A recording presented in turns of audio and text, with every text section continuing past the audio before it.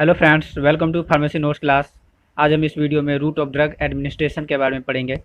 Friends, अगर अभी तक आपने हमारे चैनल को सब्सक्राइब नहीं किया है तो ज़रूर सब्सक्राइब कर लें और बेल आइकन को भी प्रेस कर दें ताकि जो भी वीडियो हम अपलोड करेंगे वो सीधे आप तक तुरंत पहुंच जाए।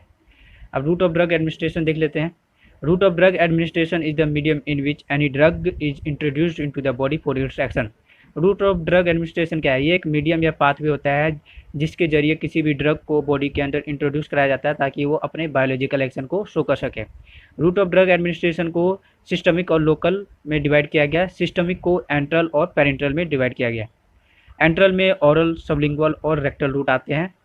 पेरेंटल में subcutaneous, intramuscular, intravenous, intra arterial, intradermal routes, ये सभी रूट्स आते हैं। लोकल रूट्स देख लेते हैं। लोकल रूट्स में skin topical, ocular drops, intranasal. अब फ्रेंड्स आगे देख लेते हैं हम एंट्रल रूट्स में ओरल रूट को। ओरल रूट्स क्या होता है? It is the most common of drug administration. It is mostly used for the neutral drugs. It may be in the form of tablets, capsule, syrup, emulsions और powders. Oral routes क्या होता है? ज़्यादातर drugs को oral roots के जरिए ही administration कराया जाता है। न्यूट्रल जो ड्रग्स होते हैं उसको ओरल रूट्स की मदद से ही इंट्रोड्यूस कराया जाता है। और इसमें जो टैबलेट्स है, कैप्सूल्स है, सिरप हो गया, इमल्सन्स, पाउडर्स, एलेक्जर्स, इन सभी ड्रग्स को ओरल रूट्स की मदद से इंट्रोड्यूस कराया जाता है बॉडी के अंदर। एडवांटेज देख लेते हैं। ईजी टू टेक, इसको लेना आसान होता है। चीपेस्ट अवेलेबल रूट होता है। किसी भी फिजिशियन या डॉक्टर की रिक्वायरमेंट नहीं होती है ड्रग्स को एडमिनिस्ट्रेशन कराने के लिए। डिसएडवांटेज देख लेते हैं। Less amount of drug reaches the target tissue. कुछ अमाउंट में ही ड्रग्स क्या होता है, टारगेट टिश्यू तक पहुंच पाते हैं। स्लो एब्जॉर्प्शन होता है। It might cause gastric irritation, इसके कारण गैस्ट्रिक इरिटेशन हो सकता है। Some of the drug destroyed by gastric juices, example insulin हो गया। कुछ ड्रग्स जो होता है गैस्ट्रिक जूसेस के द्वारा डिस्ट्रॉयड हो जाता है, जैसे कि इंसुलिन है। ओरल रूट जो होता है वो फर्स्ट पास मेटाबॉलिज्म को फॉलो करता है, जिसकी वजह से इसको अपना एक्शन शो करने में काफ़ी टाइम लग जाता है। सबलिंगुअल रूट देख लेते हैं। Sublingual route involves tablets placed under the tongue or between cheeks. The drug should be lipid soluble and small. Sublingual route में क्या होता है कि जो टैबलेट्स होता है उसको टंग के नीचे रखा जाता है या चिक्स के बीच में रखा जाता है। अब जो ड्रग होता है वो लिपिड सोल्यूबल होना चाहिए और स्मॉल भी होना चाहिए। एडवांटेज देख लेते हैं सबलिंगुअल रूट के। रैपिड एब्जॉर्प्शन टेक्स प्लेस, इसका जो एब्जॉर्प्शन होता है तुरंत होता है। Drug is dissolve easily, drug तुरंत डिजॉल्व हो जाता है। Drug enters the blood directly, जो ड्रग होता है वो ब्लड के अंदर पहुंच जाता है तुरंत। डिसएडवांटेज देख लेते हैं। This method is inconvenient. अब ये जो मेथड होता है वो थोड़ा इनकन्वीनियंट होता है क्योंकि इसमें जो टैबलेट्स होता है उसको टंग के नीचे काफ़ी देर तक रखना होता है। Irritation of the mucous membrane might occur. अब टैबलेट्स को काफ़ी देर तक टंग के नीचे रखना होता है तो क्या होता है, जो मकस मेम्ब्रेन होता है उसमें इरिटेशन हो सकता है। पर्सन में swallow द ड्रग। वही काफ़ी देर तक अगर हम किसी भी ड्रग को मुंह में रखेंगे तो क्या होगा कि चांस बना रहता है कि उसको swallow हो जाए। रेक्टल रूट देख लेते हैं। Certain irritant and unpleasant drugs can be put into rectum as suppositories और retention enema for systemic effect. अब रेक्टल रूट में क्या होता है, कुछ इरिटेंट ड्रग्स हो गया या अनप्लीजेंट ड्रग्स होता है उसको क्या किया जाता है, रेक्टम रूट के जरिए तो इंट्रोड्यूस कराया जाता है बॉडी के अंदर, जैसे कि सपोजिटरीज हो गया। This route can also be used when the patient is having recurrent vomiting और इज अनकॉन्शियस। इस रूट का तब भी हम रेफर कर सकते हैं जब पेशेंट को वोमिटिंग या वो अनकॉन्शियस हो। Diazepam, indomethacin, paracetamol and other few other drugs are sometimes given rectally. Diazepam हो गया, इंडोमेथिसियम हो गया, पैरासीटामोल या कुछ दूसरे ड्रग्स जो होता है उनको हम रेक्टली इंट्रोड्यूस कर सकते हैं पेशेंट्स के बॉडी के अंदर। इसके एडवांटेज देख लेते हैं। This route is preferred if drug is irritant. इस रूट को तभी प्रीफर्ड किया जाता है अगर ड्रग इरिटेंट हो। This route is preferred in unconscious patients. इस रूट को तभी प्रीफर किया जाता है जब पेशेंट अनकॉन्शियस हो या बेहोश हो। दिस रूट अवॉइड नोजिया और वोमिटिंग। जब पर्सन को वोमिटिंग या नोजिया हो तब भी इस रूट को हम प्रीफर कर सकते हैं। डिसएडवांटेज देख लेते हैं। This route drug is generally not acceptable by the patients due to embarrassment. अब एम्बेरसमेंट होने के चलते कई सारे पेशेंट्स जो होते हैं वो इस रूट को प्रीफर नहीं करते हैं ड्रग्स लेने के लिए। स्लो एब्जॉर्प्शन होता है। This route have 51st pass metabolism. अब इस रूट से 51st पास मेटाबॉलिज्म होता है। पेरेंट्रल रूट देख लेते हैं। It refers to any route of administration that do not involve drug absorption via gastro intestinal tract.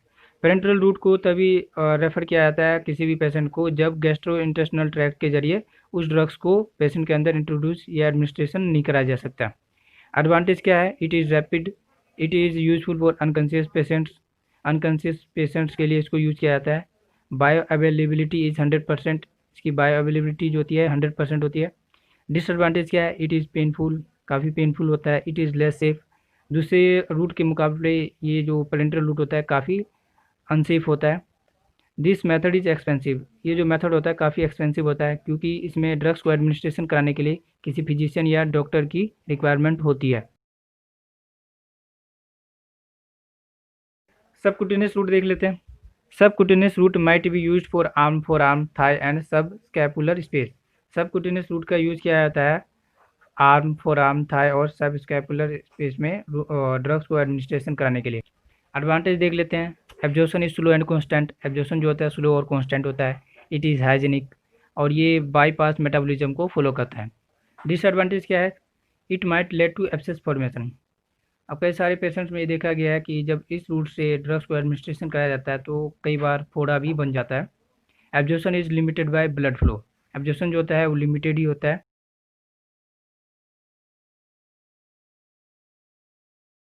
Intramuscular route देख लेते हैं। Intramuscular route might be applied to the buttock, thigh and deltoid. The volume used is 3 ml। अब जो intramuscular route होता है उसका use किया जाता है बटॉक, थाई और डेल्टोइड में ड्रग को एडमिनिस्ट्रेशन कराने के लिए। अब जो वॉल्यूम यूज किया जाता है सोल्यूशन का वो 3 ml होना चाहिए। एडवांटेज क्या है इसका? Absorption is rapid than subcutaneous. अब इसका जो एब्जॉर्प्शन होता है वो सबक्यूटेनियस रूट के मुकाबले ज़्यादा रैपिड होता है। Irritative substance might be given. अब इस रूट की मदद से जो इरिटेटिव जो ड्रग्स होते हैं उसको भी दिया जा सकता है पेशेंट्स को। इंट्रामस्कुलर रूट भी बाईपास मेटाबॉलिज्म को फॉलो करता है। डिसएडवांटेज क्या है इसका?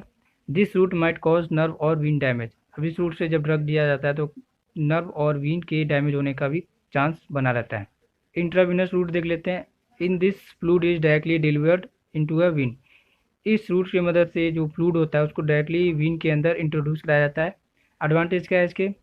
इमीडिएट एक्शन टेक्स प्लेस, तुरंत एक्शन इसका होता है। एब्जॉर्प्शन इज नॉट रिक्वायर्ड, इसमें एब्जॉर्प्शन की रिक्वायरमेंट नहीं होती है।